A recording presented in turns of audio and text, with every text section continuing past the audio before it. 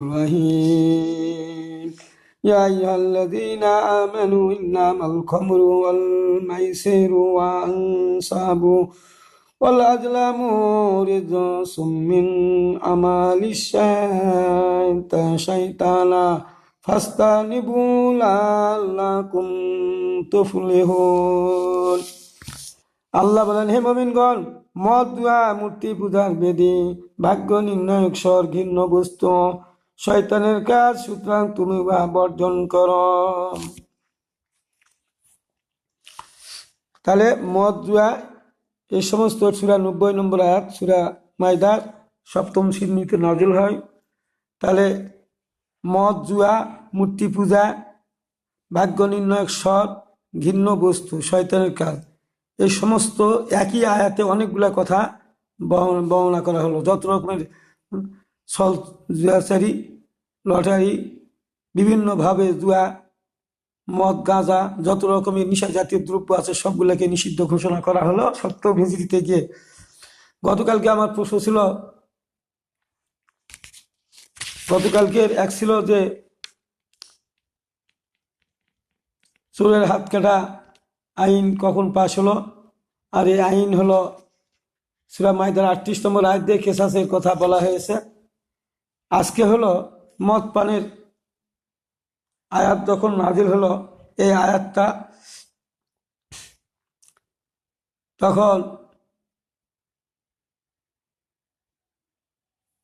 সবাইকে রসুল বললেন যে তোমরা এই সমস্ত কথাগুলো আজকের এই আয়াতের যে সকলকে শুনিয়ে দাও, মদ আর খাওয়া যাবে না, মদ নিষিদ্ধ করা হলো, মদ আর খাওয়া হবে না। আগে যে বলা হয়েছিল সূরা নিসা 43 নম্বর আয়াতে বলা হয়েছিল প্রথম অংশে যে তোমরা নিশাগ্রস্ত অবস্থায় কেউ নামাজে এসো না, তখনও নিষিদ্ধ হয় নাই। তারপরে 219 নম্বর আয়াতে সূরা বাকারায় বলা হয়েছিল যে মদের মধ্যে কিছু ভালো আছে, কিন্তু ভালোর থেকে খারাপটাই বেশি, তখনও নিষিদ্ধ হয় না। কিন্তু একবারে 7ম হিজরিতে আসে সূরা মাইদার 90 নম্বর আয়াতে যখন নিষিদ্ধ হয়ে গেল, তখন কিছু সাহাবী সকলের কাছে বলা বলি করতে লাগলো যে এখন থেকে তার মদ খাওয়া যাবে না, মদ একবারে নিষিদ্ধ হয়ে গেল।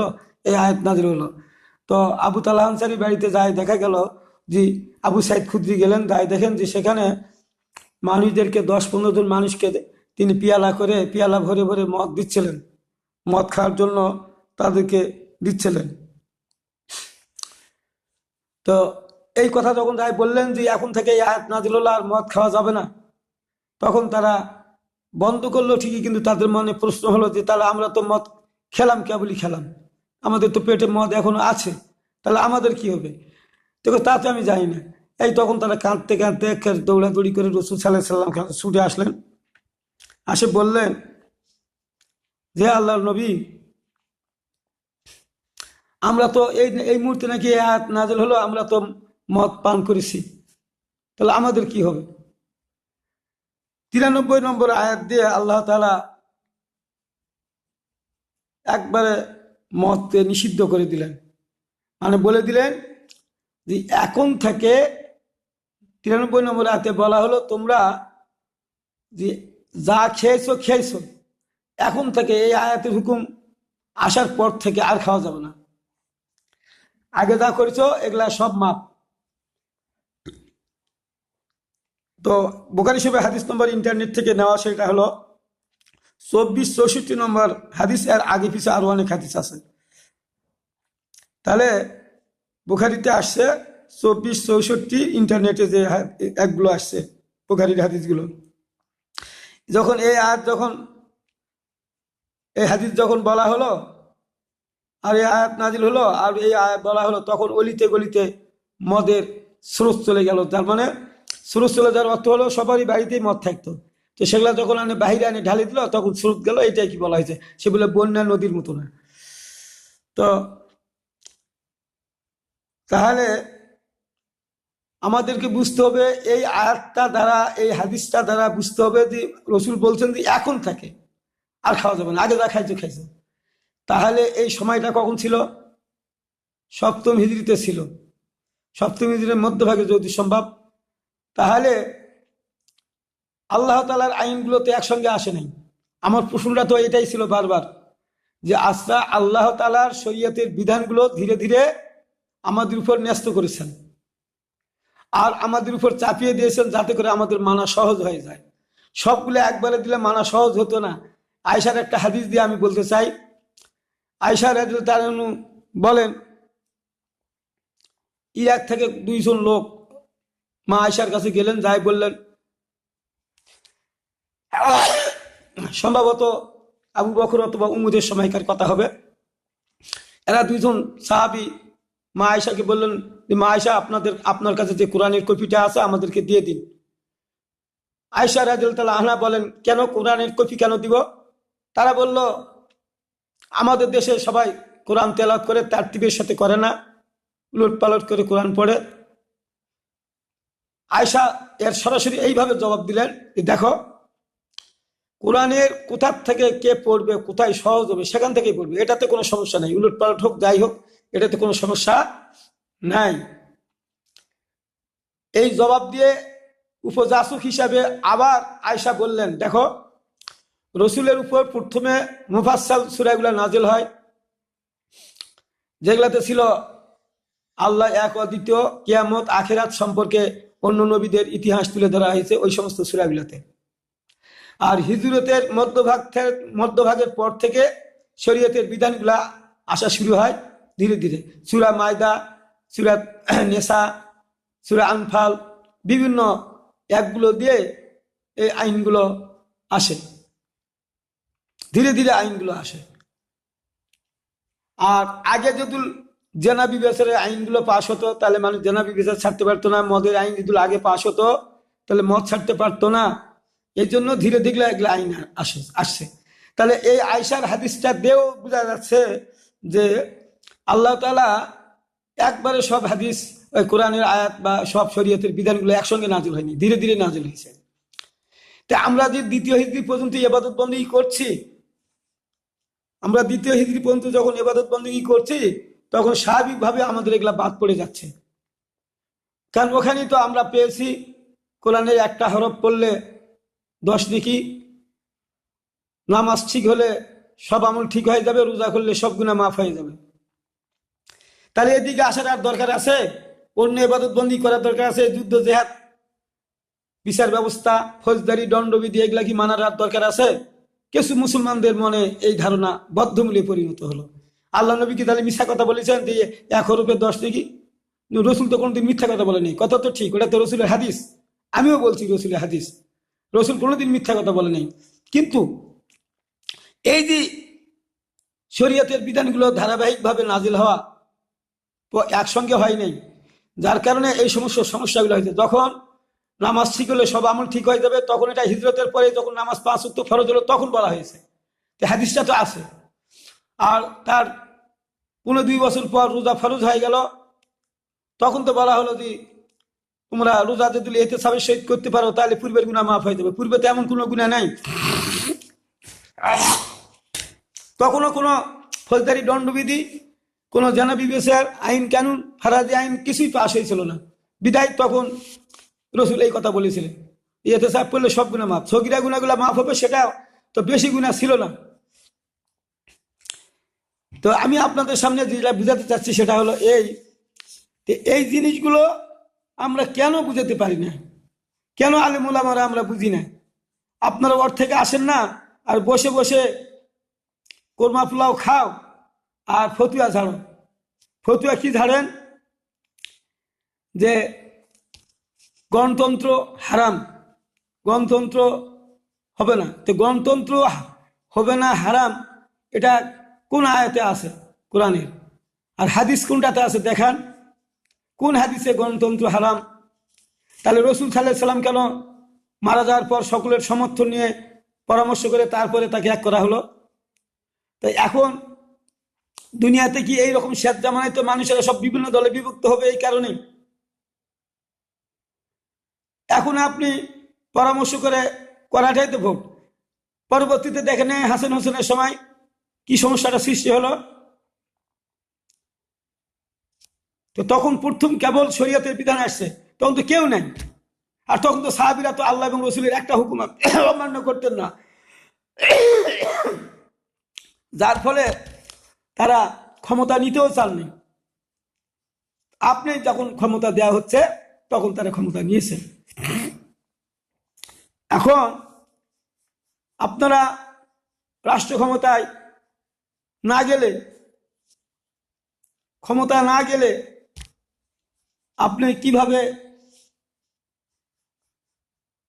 কেসাসের আইনগুলো পাশ করতেন? রসুল পারতেন? মক্কাতে পেরেছে, হিজরত করতে হয় নাই। তারপরে ধীরে ধীরে আল্লাহর আইন আসে নাই, মিল্লাতুন কা সুলতানা নাসিরা।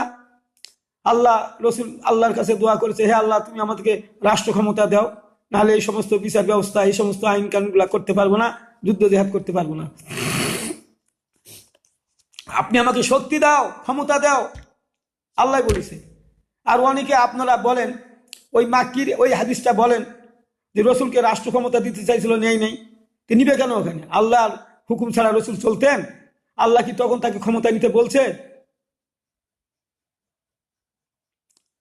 আর ওখানে ক্ষমতা নিয়ে কি করবে? লোকজনই জনবল কাঠামোতে না, একটা রাষ্ট্র পরিচালনা করতে করতে ওই ৭৬, ৭২, ৭৫ জন লোক দিয়ে হবে? তো ওখানে যদি রাষ্ট্র ক্ষমতা নিয়ে নিত, তাহলে প্রধানমন্ত্রী তো আবু জাহেল হতো, নাহলে আবুল আহাব হতো। তাহলে তারা কি মদ, জুয়া, গাঁজা, সুদ, ঘুষ এগুলা বন্ধ করতে? তারা করতো না। তাহলে সেখানে নিবে কেন? আপনাদের প্রেক্ষাপট বুঝতে হবে না? যারা এখন আলেম হয়েছেন, যারা কথা বলেন, মিডিয়াতে কথা বলেন, আপনাদেরকে হুঁশ থাকতে হবে না? কথাগুলা বলবেন যেটা যুক্তিসঙ্গত যেন হয়। মক্কাতে রসুল রাজনীতি করবেন কেন? ওখানে তো কোনো অর্ডার হয়নি, যুদ্ধ জেহাদেরও তো ওখানে অর্ডার হয়নি। অনুমতি হলো তো সূরা হিজরতের পরে, বদর যুদ্ধের পূর্বে এই আয়াত নাযিল হলো। সূরা ৩৯ নম্বর আয়াতে বলা হলো অনুমতি দেওয়া হলো এখন যুদ্ধে, আগে দেওয়া হয় নাই। তাহলে এই অনুমতি দেওয়া হলো মানে এখন, তার মানে পূর্বে কোনো অনুমতি দেওয়া ছিল না, তো রসুল নিবে কেন? রসুল তো অনুমতি ছাড়া কোনো কাজ করেন না। তাহলে এখন এই আইনগুলো আপনি পাশ করবেন কিভাবে? রাষ্ট্র ক্ষমতা রসুল চেয়েছিলেন পরবর্তীতে, আপনারা এগুলা মনে করেন কেন? আপনারা বলবেন যে আবু বকর উমর যেভাবে আসছিল সেভাবে আসুক, তা আপনারা নিয়ে আসে, আমরা পারছি না, বিধায় আমরা এই পথ গ্রহণ করেছি। ওখানে বসে বসে, ঠান্ডা ঘর বসে বসে মিডিয়াতে কথা বলা যত সহজ, বাস্তব ময়দানে কি অত সহজ? করে দেখেন না, নিজে পারেন না, অপরের ভুল ধরে বেড়ান। ইয়া আইয়ুহাল্লাযীনা আমানু মা তাকুলুনা মা লা তাফআলুন, হে ইমানদারগণ যা বলেন তা করেন না কেন? আপনারা বলতেছেন যে আবু বকর উমরের মতো ওইভাবে আসেন, তো বলতেছেন তো করেন না কেন? আপনি কি এর বাইরে কাউকে দায়িত্ব দিছে? আল্লাহ এবং আল্লাহ রসুল কি কাউকে পরবর্তীতে দায়িত্ব দিছে এরপরে অমুক অমুক লোকগুলো আসবে আর এরা এই কাজটা করবে, আর কিছু লোককে বলা হয়েছে তোরা বসে বসে খালি সমালোচনা করবেন? এরকম কথা বলা হয়েছে? আপনি বলতেছেন আপনারা গণতন্ত্রের মাধ্যমে গেছেন কেন? আপনারা ওইভাবে যান, আবু বকর উমর যেভাবে আসছেন। আবু বকর উমর যেভাবে আসছেন, তো আপনারা বসে আছেন কেন? আপনারা যান, আমাদের কেন বলতেছেন? আমরা যদি এখন পাল্টে বলি যে আপনারা করাচ্ছেন না কেন, তাহলে কে হবে? এই কাজটা হবে? আল্লাহ বলেন নাই ওই জাতির অবস্থা আল্লাহ আমি পরিবর্তন করে দেন, যে জাতি নিজের অবস্থা নিজেই পরিবর্তন করেন। রসুল সাল্লাহ সাল্লাম তার যুদ্ধ জেহাদ করে, আইন কানুন বাস্তবায়ন করে, বিচার ফাইসলা করে রাষ্ট্র ক্ষমতায় গিয়ে করেন নাই? আল্লাহ কি রসুলকে সরাসরি এগুলা করাই দিচ্ছেন না? রসুল নিজে করে নিছেন। তাকে তার সমস্ত শরীর রক্ত ঝরলো, দাঁত ভেঙে গেল, যুদ্ধ জেহাদ করলো, কত সাহাবী শহীদ হয়ে গেল। এই ইতিহাসগুলা মনে করেন। ওয়া কাতিলুহুম হাত্তা লা তাকুনা ফিতনাতুন ওয়া ইয়াকুনা দ্বীনু কুল্লুহু লিল্লাহ। তোমরা তাদের বিরুদ্ধে সংগ্রাম অব্যাহত রাখো যতক্ষণ পর্যন্ত দুনিয়া থেকে ফিতনা ফাসাদ উচ্ছেদ হবে, আল্লাহর জমিনে আল্লাহর বিধান কায়েম না হবে। এখানে আল্লাহর বিধান কায়েম আছে, আল্লাহর আইন কায়েম আছে, তা আপনি সংগ্রাম চালাবেন না, যুদ্ধ জিহাদ করবেন না, সংগ্রাম অব্যাহত রাখতে হবে। আপনি মুখ দিয়ে বলেন, বাস্তবে করেন না। আল্লাহ তো আপনাদের ভালোবাসে না। লিমা তাকুলুনা মা লা তাফআলুন কাবুরা মাকতান ইনদাল্লাহি আন তাকুলু মা লা তাফআলুন। আল্লাহ বলছে তোমরা যা বলো তা করো না, তোমাদের আমি ভালোবাসি না, তোমাদের আমি ভালোবাসি না। হ্যাঁ মতিউর রহমান আকন্দ, মতিউর রহমান সাহেব, আপনি সৌদি আরব থেকে বসে বসে এগুলা যদি বলেন, বিভ্রান্তিমূলক কথা বলেন, আপনার কি হুঁশ নাই? আপনাকে প্রচেষ্টা চালাতে হবে না? আপনার উপরে এমনি আল্লাহর আইন চাপে বসবে না? আল্লাহর আইনটা নিয়ে আসতে হবে। শয়তান আমাদের বিপক্ষে কাজ করছে না? শয়তান আমাদেরকে বিপদগামী করার জন্য চেষ্টা চালাচ্ছেন না? এই সমস্ত আল্লাহর বিরোধী যারা করেন, তো শয়তানের চক্রান্ত পড়েইতে তারা করে। তা আপনি আপনি যে নিজেকে যে খাঁটি ইমানদার বলতেছেন, একটাও তো কাজ করেন না। আপনি কি কাজ করেন বসে থাকে ওখানে? আবার কেউ কেউ বলেন যে 5-4 দিন তো কেউ দেশে ক্ষমতা ছিল না, তখন কেন দখল করা পারেননি? তো দখল করেন আপনি, আপনি কেন পারেননি? আপনি তো বড় বড় কথা বলেন, লেকচার করেন, ইসলামের পক্ষে বড় এক সাজেন, বড় ওলামা সাজেন, তা আপনি পারেন নাই কেন? এই ধরনের কথা বলে মানুষদেরকে বিভ্রান্ত করার ষড়যন্ত্র করেন কি জন্য?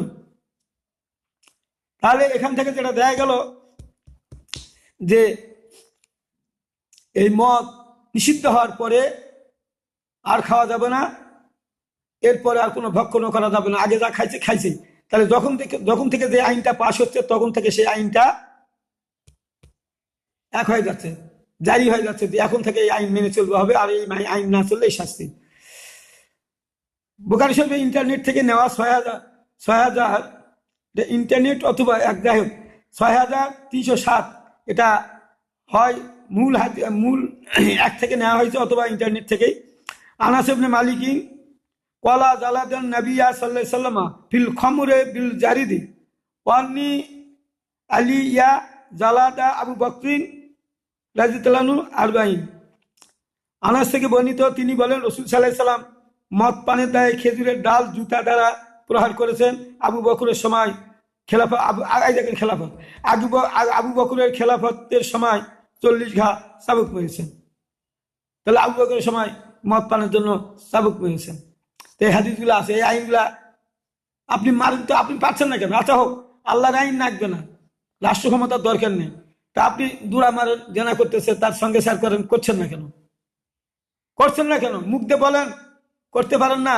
যারা বলে তারা করে না, আল্লাহ তাদের ভালোবাসে না। এই আয়াতগুলো আপনারা দেখতে পান না, আর ভালোবাসেন না দেখেই তো রসুল নিজে ময়দানে নামে পেয়েছেন। আপনি কি রসুলের থেকে বলো নাকি বসে বসে আপনার হুকুম মেনে চলবে সবাই? আপনি ফতুয়া দিবেন আর সবাই মেনে চলবে? আপনি তো সেই রসুলের থেকেও তো বড় মনে করতেছে। আপনি নিজেকে একেবারে কি মনে করেন? আপনি রসুল সাল্লাল্লাহু আলাইহি ওয়াসাল্লাম যুদ্ধ জিহাদ করতে, আপনাকে করতে হবে না? আরে আমরা তো শুনেছি, ওয়াজ করিনি, ওহুদ যুদ্ধে যখন দাঁত শহীদ হয়ে গেল, আর সেই ওয়াজ করে দাঁত ভেঙে দিলেন, কোন দাঁতটা ভেঙেছে তা তো জানে না, এই জন্য সব দাঁতগুলো ভেঙে ফেলে দিয়েছিলেন। সেরকম ভালোবাসা আপনার আসলে আপনি দেন ভেঙে দিচ্ছেন না কেন? রসুলের দুঃখ কষ্ট আপনি গ্রহণ না করেন আর বসে বসে খালি ফতুয়া দেন, তাহলে আপনি ভুল পথে আছেন কিনা আপনি নিজেকে জিজ্ঞাসা করুন। আর আপনি একটা কথা বললেন যে গণতন্ত্র, এদেরকে সমর্থন করা যাবে না। যারা আল্লাহর আইন চায়, আল্লাহর জমিনে আল্লাহর আইন নিয়ে আসবে এই কথা বলে, তাদেরকে দেওয়া যাবে না ভোট। ভোট কাকে দেওয়া যাবে? আপনি তো বলে দিলেন, ওই যারা আওয়ামী লীগ, বিএনপি বা যারা এই ধরনের দল আছে তাদেরকে সমর্থন করা যাবে। আপনি ফতুয়া দিয়ে দিলেন, কারণ তারা তো সবের কথা বলে না, তারা তো সবের কথা বলে না। তো আমরা ফির সবের কথা বলি? আমরা কি সবের কথা বলি? আমরা পথটা দেখে, রাস্তাটা দেখে, যে এই পথে এগুলো আইন না মানলে যাওয়া যাবে না। আমরা পথ দেখাই যে এই আইনগুলো আমাদেরকে মানতে হবে। তাহলে সবাই মিলে ঐক্যবদ্ধ, জামাতবদ্ধ থাকতে হবে না? ঐক্যবদ্ধ থাকতে হবে না? তো ঐক্যবদ্ধ থাকেই তো এই কাজটা করতে হবে। আপনি দলগত অবস্থায় না থাকলে আপনি অন্য আচারের কাছে কিভাবে বাধা দিবেন? আপনারা ঐক্যবদ্ধ না থাকার কারণে তো পারেন না, যার ফলে ওই কথাটা তো শরম লাগে কোথায়, যে আমরা ঐক্যবদ্ধ তো নাই, জামাতবদ্ধ তো আমরা নাই। ও তাসিমে বিহাবিল্লাহি জামিআ ওয়ালা তাফাররাকু, তোমরা আল্লাহ রশিকে শক্ত মজবুত ভাবে ধারণ করে পরস্পর বিচ্ছিন্ন হয়ে যায় না। আপনারা যেহেতু বিচ্ছিন্ন হয়ে গেছেন, তখন আর এই আয়াতগুলো, এই হাদিসগুলো আপনারা ধরেন না। আর যারা পারে তারা যেন আরো না পারে, এই জন্য তাদেরকে নিরুৎসাহিত করছেন, নিরুৎসাহিত করার জন্য চেষ্টা চালাচ্ছেন। পক্ষান্তরে দেখা যাচ্ছে আপনার আল্লাহর বিরোধী কাজ করছেন। আর আপনি বললেন ওই দলগুলোকে সমর্থন করা যাবে। আমি হাদিস দিচ্ছি, আন হারিস আল আশারি কলা কলা রাসূলুল্লাহ সাল্লাল্লাহু আলাইহি ওয়াসাল্লাম মান দা বেদা অল জাহিলিয়াতু ফাহুশার জাহান্নামা ওয়া ইনসামা সাল্লা ওয়া যা আমা আন্নাহু মুসলিমুন। এখানে বলা হচ্ছে হারিস আল আশারি থেকে বর্ণিত, তিনি বলেন রাসূল সাল্লাল্লাহু আলাইহি ওয়াসাল্লাম বলেছেন, রাসূল সাল্লাল্লাহু আলাইহি ওয়াসাল্লাম বলছেন, যারা জাহিলিয়াতের নিয়ম নীতির দিকে মানুষদের আহ্বান জানায় তারা জাহান্নামের জ্বালানি হবে, যদিও তারা নামাজ পড়ে রোজা রাখে নিজেকে মুসলমান বলে দাবি করে।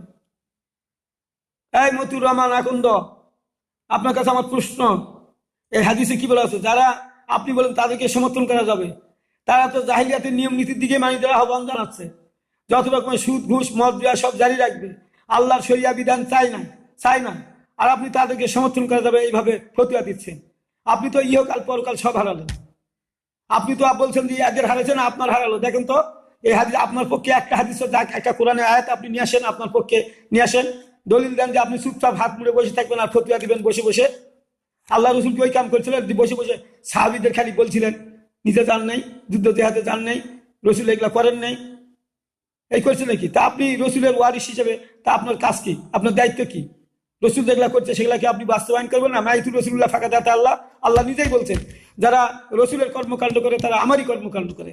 তাহলে রসুল যা করছে সব তো আল্লাহরই কর্মকাণ্ড করছে। তা আপনি রসুলের কাজ আমরা করছি, আপনি বিরোধিতা করছেন, নিজে পারেন না, কেউ পারলে আপনি বিরোধিতা করেন বসে থেকে।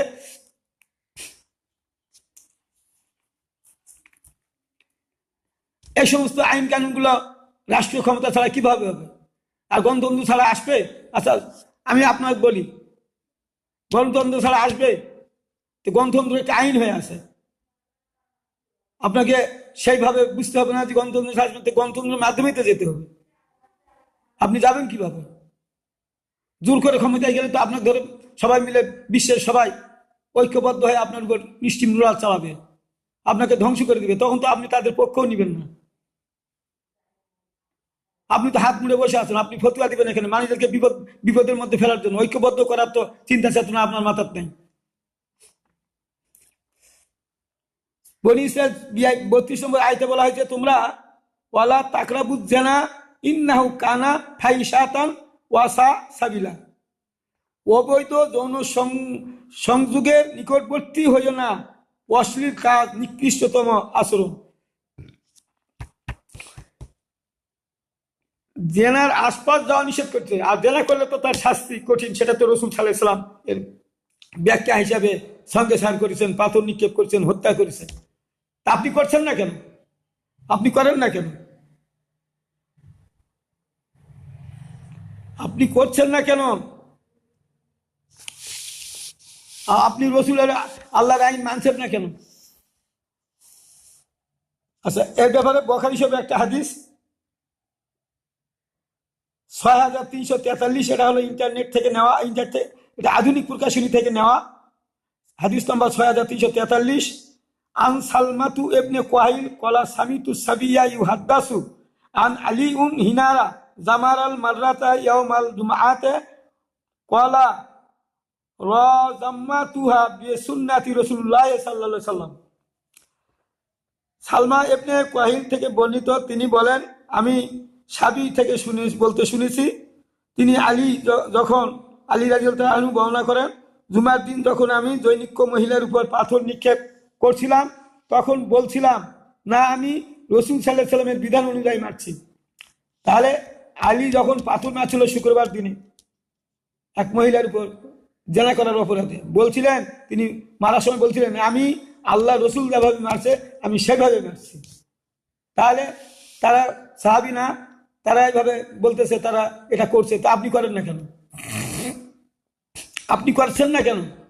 এর বিরোধিতা করছেন, বিরোধিতা করার সুযোগ আছে। আপনি বিরোধিতা করলে তো আয়াতের বিরোধিতা করলেন। রসুলের যেমন কাফের মুশরিকরা যেমন রসুলের বিরোধিতা করতো, আপনি তো সেই বিরোধিতার ভূমিকায় নেমেছেন। আব্দুল্লাহ ওবাই যেমন বিরোধিতা করছিলেন, আপনি সেই ভূমিকায় তো আপনি নেমেছেন।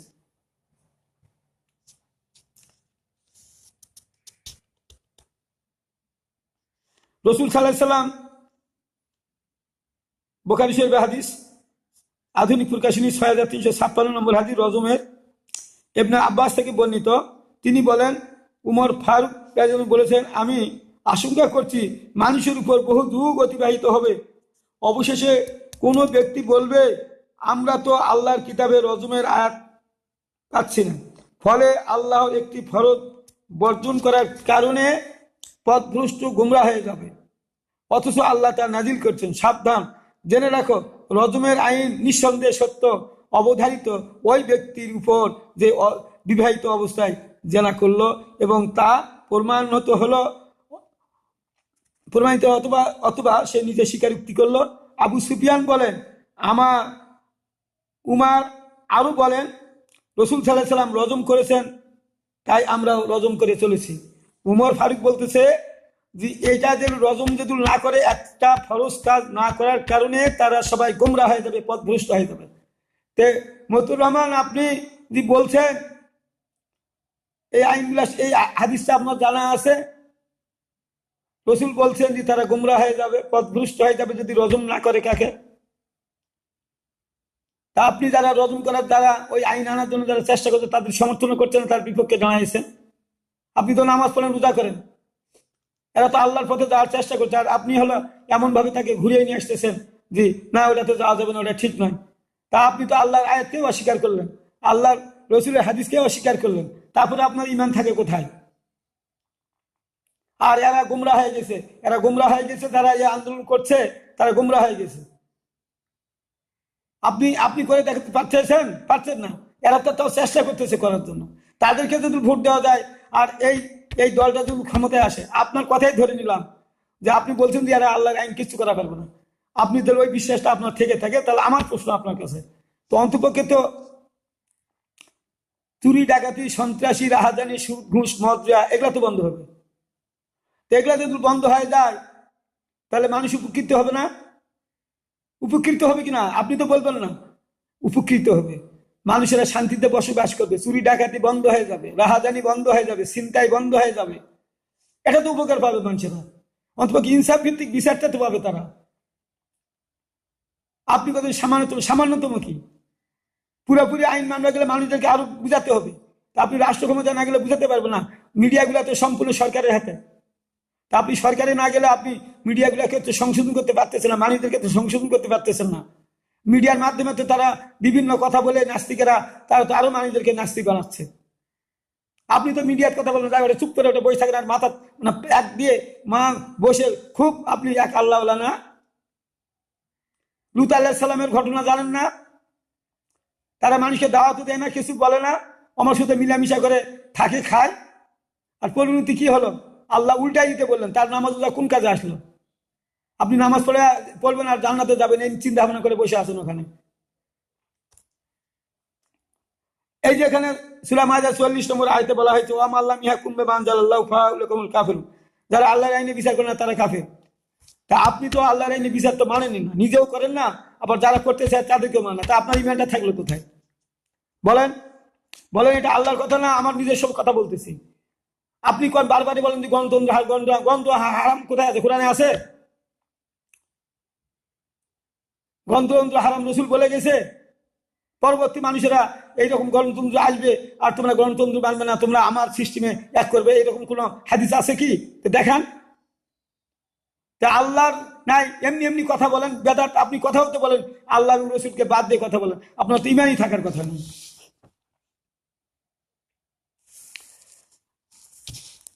আমি আজকে এই পর্যন্ত এই ভিডিওটা রাখলাম। আপনাদের কাছে আমি অনুরোধ করছি যে আমি কোরআন এবং হাদিসের দিয়ে কথাগুলো বললাম। মানুষের বলার ব্যাপারে আমার ভুল ত্রুটি থাকতে পারে, হাদিসগুলো কোরআনের আয়াত সব ঠিক আছে। আর এই কারণেই আপনারা আমার থেকেও জ্ঞানী ব্যক্তি হতে পারেন, যারা শুনছেন বা শুনবেন।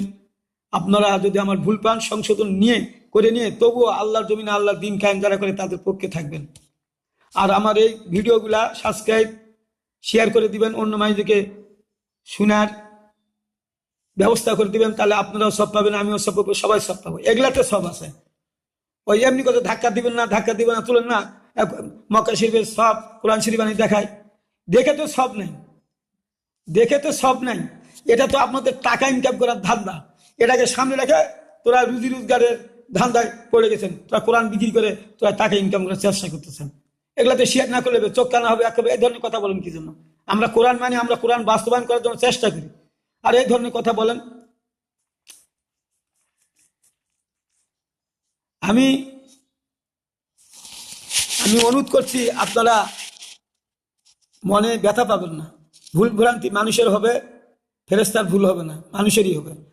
আর এগুলা আল্লাহর কাছে তওবা করে ফিরে আসার আমাদের সুযোগ আছে। আপনারা যারা এই ধরনের ভুল ভ্রান্তিতে আছেন অবশ্যই আপনারা তওবা করে আল্লাহর পক্ষে সবাই চলে আসবেন।